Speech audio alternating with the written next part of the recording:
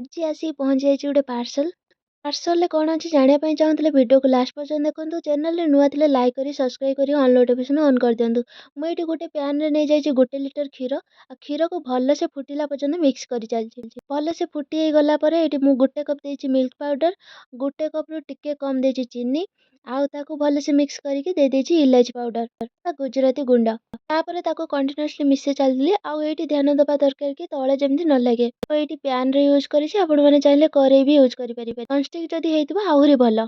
ଏଇଠି କ୍ଷୀରକୁ ଏତେ ମିକ୍ସ କରିଛି ଯେ ଗୋଟେ ଡୋ ଭଳିଆ ହେଇଗଲାଣି। ତା ଉପରେ 1 ଚାମଚ ମୁଁ ଘିଅ ଦେଇକି ଆଉ 2 ମିନିଟ୍ ମିକ୍ସ କରି ନେଉଛି। ତାକୁ ଥଣ୍ଡା ହେବା ପାଇଁ ଛାଡ଼ି ଦେଇଥିଲି। ହାତରେ ଏମିତି ହାଲକା ଚକଟି ନେଇକି ତାକୁ ରାଉଣ୍ଡ ସେପ୍ରେ କରିକି ତାକୁ ମୁଁ ଏଇଭଳିଆ ସେପ୍ ଦେଇଛି। ଆପଣମାନେ ଚାହିଁଲେ ପ୍ଲେନ୍ ବି ରଖିପାରନ୍ତି। ଏଇଭଳିଆ ସବୁ ମୁଁ ରେଡ଼ି କରି ନେଇଛି। ଏଇଠି ମୁଁ ଚନ୍ଦନ ଟିକା ମାନେ କେଶରର ଟିକା ଲଗାଇ ନେଉଛି।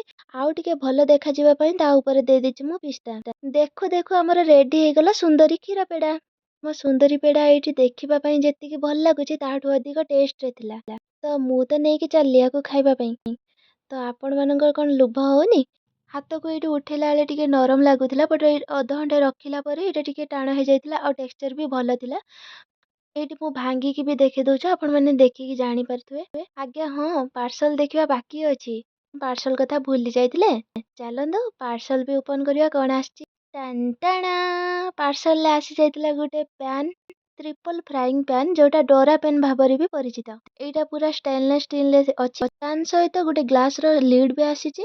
ଏଇଟା ଦେଖିବା ପାଇଁ ବହୁତ କ୍ୟୁଟ୍ ଲାଗୁଛି। ଯଦି ଆପଣମାନେ ଅର୍ଡ଼ର କରିବା ପାଇଁ ଚାହୁଁଛନ୍ତି ତାହେଲେ ମୁଁ ଡିସ୍କ୍ରିପ୍ସନରେ ଲିଙ୍କ୍ ଦେଇଦେଇଛି, ଆପଣମାନେ ଅର୍ଡ଼ର କରିପାରନ୍ତି। Bye bye.